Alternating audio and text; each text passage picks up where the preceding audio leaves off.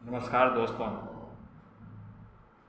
Rising health technical में आप लोगों का स्वागत है। मैं सुनील कुमार जर्नलिस्ट। आज कोलेस्ट्रॉल को नेचुरली हम कैसे कम कर सकते हैं उसके बारे में बात करेंगे। कोलेस्ट्रॉल को दूर करने का दो तरीका होता है। एक तो अपने लाइफ स्टाइल में सुधार करके हम कोलेस्ट्रॉल को दूर कर सकते हैं। दूसरा, कम से कम जो मेडिकेशंस का इस्तेमाल करके, कम से कम मेडिकेशंस का यूज़ करके हम कोलेस्ट्रॉल को नेचुरली हम कम कर सकते हैं।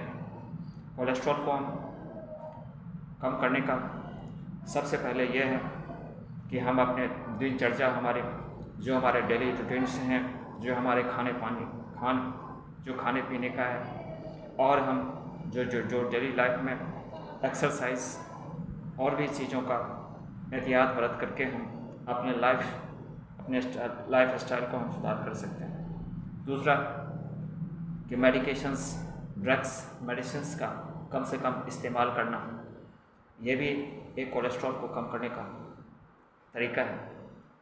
सबसे पहले ये हम जानेंगे कि कोलेस्ट्रॉल, मैंने पहले ही बता चुका हूँ कि कोलेस्ट्रॉल के बारे में कि कोलेस्ट्रॉल को हम हार्ट हेल्दी जो डाइट्स होते हैं उसका हम इस्तेमाल करें, जिससे हमारी कोलेस्ट्रॉल कम से कम हमारी बन पाए। कोलेस्ट्रॉल का सबसे पहले हार्ट हेल्दी चीज़ होता क्या है, हार्ट हेल्दी डाइट क्या होता है, जिसमें फैट्स की मात्रा, जैसे कि diet in low saturated and trans fats, ऐसा डाइट लें जिसमें फैट्स की मात्रा कम से कम पाया जाता हो, जैसे कि वेजिटेबल्स हैं, फ्रूट्स हैं, जिसमें फ़ैट का कम से कम मात्रा पाया जाता हो, जिसमें जो आपको लेने से कोलेस्ट्रॉल आपका नियंत्रण में रहेगा। ओमेगा 3 फैटी एसिड्स का ज़्यादा से ज़्यादा इस्तेमाल आप करें। ओमेगा 3 जो फैटी एसिड्स होते हैं, जैसे आपको मैंने पहले बता दिया, जो ड्राई फ्रूट्स में, और एक सर्टेन ड्राई फ्रूट्स होता है जिसे वॉलनट्स बोलते हैं, उसमें ओमेगा फैटी 3 एसिड्स का ज़्यादा पाया जाता है। तो ओमेगा फैटी 3 एसिड्स के लिए आप ड्राई फ्रूट्स अगर आप लेते हैं तो वॉलनट्स का चूज करें। दूसरा, जो फ़िश होते हैं, फ़िश में भी ओमेगा फैटी 3 एसिड्स पाया जाता है। दूसरा, जो डेयरी प्रोडक्ट्स होते हैं उसमें भी ओमेगा 3 फैटी एसिड्स पाया जाता है। तो आप मैक्सिमम जो जिसमें ओमेगा 3 फैटी एसिड्स पाया जाता है, अगर आप मैक्सिमम लेते हैं तो आपका कंट्रोल में, आपका जो कोलेस्ट्रॉल जो होता है आपको कंट्रोल में रहता है। दूसरी बात, अगर ये चीज़ें अगर अवेलेबल नहीं है, अगर आप नहीं लेना चाहते हैं, तो इसका सप्लीमेंट आप ओमेगा 3 फैटी एसिड्स का आप ज़रूर लें, जिससे आपका कोलेस्ट्रॉल आपका कम रहेगा।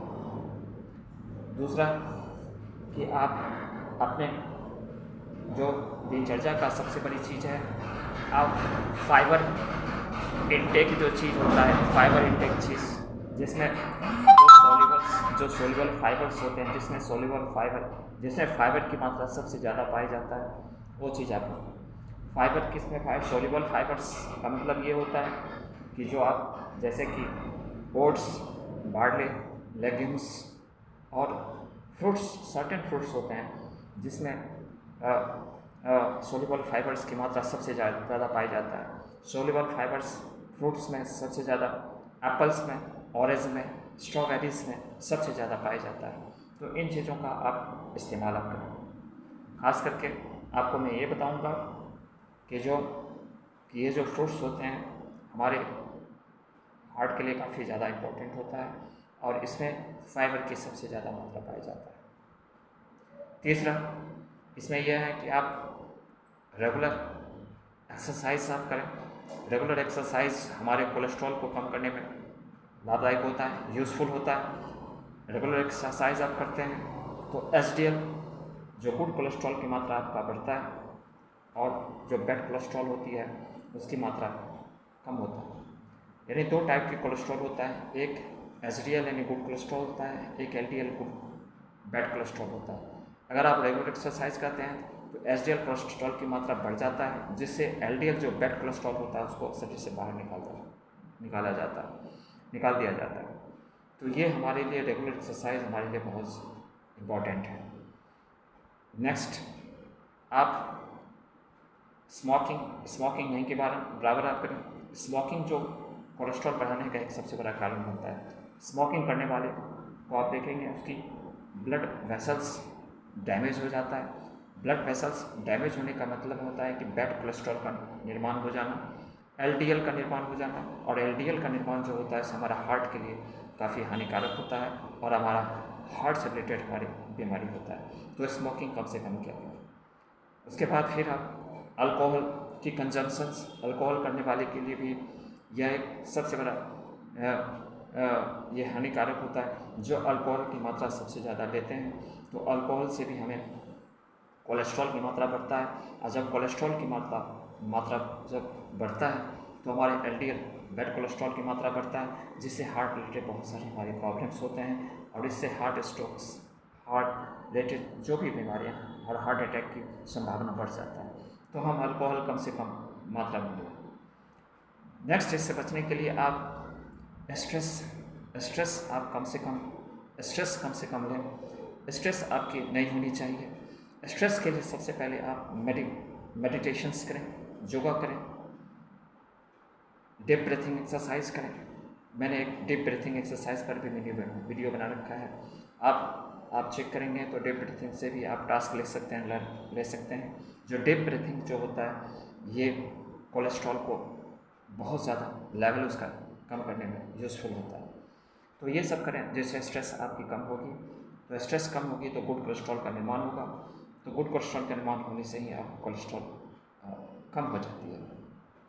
नेक्स्ट आपका ये है कि अगर आप जैसे कि एक जो वेट जो होता है, ज़्यादा से ज़्यादा वेट यानी कमर तक का आपका, वेस्ट तक आपका अगर वेट ज़्यादा अगर बढ़ा हुआ होता है तो उससे भी कोलेस्ट्रॉल की मात्रा बढ़ने की संभावना होती है।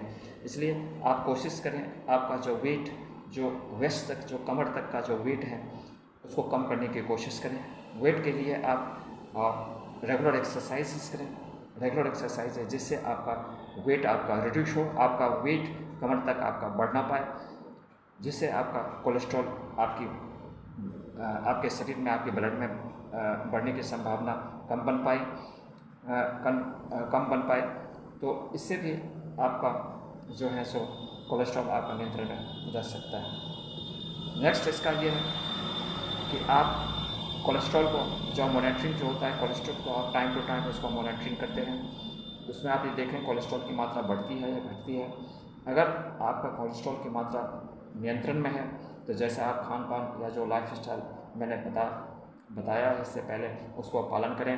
अगर आपका जो कोलेस्ट्रॉल अगर बढ़ जाता है तो अपने दिनचर्या में और ज़्यादा सुधार करें।